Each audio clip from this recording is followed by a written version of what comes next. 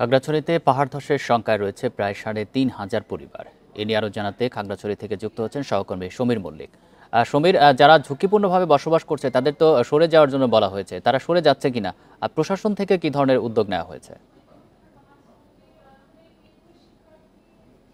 দেখুন, প্রায় টানা ৫ দিন টানা বর্ষণের কারণে কিন্তু খাগড়াছড়ির যে সমস্ত এলাকাগুলোতে পাহাড় ধসের ঝুঁকি রয়েছে, ইতিমধ্যে কিন্তু বেশ কিছু জায়গায় আমরা ছোট পাহাড় ধসের খবর পেয়েছি।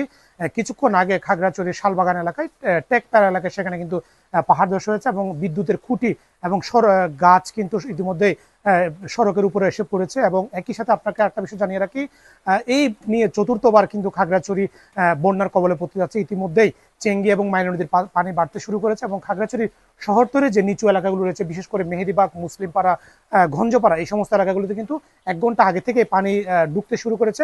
অর্থাৎ এই বৃষ্টি যদি অব্যাহত থাকে ১ থেকে ২ ঘন্টার মধ্যে কিন্তু আবারও কিন্তু খাগড়াছড়ি শহরতলি কিন্তু বন্যার কবলে পড়বে। এই মাসের শুরুতেই কিন্তু একবার বন্যার কবলে পড়েছে। এর আগে জুন এবং জুলাই মাসে কিন্তু ২ দফা বন্যা হয়েছে। অর্থাৎ চতুর্থ দফায় কিন্তু খাগড়াছড়ির সদর এবং খাগড়াছড়ির দিঘিনালা উপজেলার কিন্তু ইতিমধ্যে কিন্তু বন্যার কবলে পড়ার একটা শঙ্কা তৈরি হয়েছে। এই বিষয়টা নিয়ে আমরা প্রশাসনের সাথে কথা বলেছি। ইতিমধ্যে মুসলিমপাড়া স্কুলে কিন্তু যারা বন্যা দুর্গত রয়েছে তারা কিন্তু আশ্রয়কেন্দ্রে আসতে শুরু করেছে। এবং আপনি যে বিষয়টা জানতে চাচ্ছেন যে পাহাড় ধসের কিন্তু সংখ্যায় সবচেয়ে বেশি রয়েছে খাগড়াছড়ি পৌরসভার মধ্যে, বিশেষ করে শালবাগান, সবুজবাগ এবং মেহেদিবাগ সহ বেশ কিছু এলাকায় রয়েছে যেখানে আসলে পাহাড়ের পাদদেশে ঝুঁকিপূর্ণ বসবাস করছে।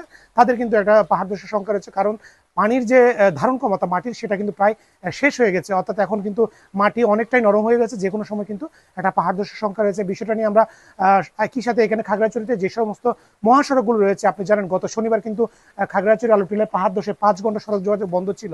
সেক্ষেত্রে কিন্তু এই বৃষ্টি অব্যাহত থাকলে নতুন করে খাগড়াছড়ির বিভিন্ন যে সড়কগুলো রয়েছে, বিশেষ করে খাগড়াছড়ি ঢাকা মহাসড়ক এবং খাগড়াছড়ি দিঘিনালার মারিচা সড়ক, এই সড়কগুলো কিন্তু ইতিমধ্যে একটা ঝুঁকির মধ্যে পড়েছে।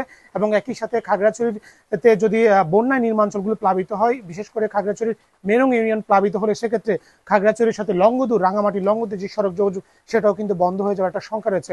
অর্থাৎ বলা যায় যে প্রাকৃতিক এই দুর্যোগে কিন্তু চতুর্থবারের মতো একটা বিপর্যয়ের মুখে পড়তে যাচ্ছে খাগড়াছড়ি। এবং প্রশাসনের সাথে আমরা যে বিষয়টা আমাদেরকে জানিয়েছে, প্রশাসন বলছে তাদের পক্ষ থেকে সার্বিক প্রস্তুতি তারা নিয়েছে, যাতে যারা বন্যা দুর্গত রয়েছে এবং পাহাড় ধসে যারা ঝুঁকিতে রয়েছে তাদেরকে ইতিমধ্যে কিন্তু নিরাপদ স্থানে তৈরি যাওয়ার জন্য প্রশাসনের পক্ষ থেকে অনুরোধ করা হয়েছে। কিন্তু আমরা দেখেছি এর আগেও আসলে প্রশাসন পক্ষে অনুরোধ করা হয়, কিন্তু তাদেরকে যে বাধ্য করা, অর্থাৎ ঝুঁকিপূর্ণ জায়গা থেকে সরে গিয়ে আশ্রয়কেন্দ্রে আশ্রয় নেওয়ার জন্য যে বাধ্য করা, সেটা কিন্তু হয়নি। কিছুক্ষণ আগে আমরা প্রথম শ্রেণীর আবহাওয়া পর্যবেক্ষণ কেন্দ্র রয়েছে খাগড়াছড়ি দিঘিনালায়, তার ভারপ্রাপ্ত কর্মকর্তার সাথে কথা বলেছি। তিনি বলেছেন গত ২৪ ঘন্টায় ৫৬ মিলিমিটার কিন্তু বৃষ্টিপাত হয়েছে, রেকর্ড করা হয়েছে খাগড়াছড়িতে। এই বৃষ্টি যদি এখন সকাল থেকে কিন্তু মুষলধারে টানা বর্ষণ হচ্ছে, এই বৃষ্টি যদি আজকে আরো কয়েক ঘন্টা অব্যাহত থাকে, সেক্ষেত্রে কিন্তু আরো বড় ধরনের বন্যা এবং একই সাথে পাহাড় ধসের যে সংখ্যা হচ্ছে, সেটা কিন্তু বাস্তবিক রূপ পাওয়ার একটা সংখ্যা রয়েছে। খাগড়াছড়ি থেকে জানাচ্ছেন সহকর্মী সমীর মল্লিক।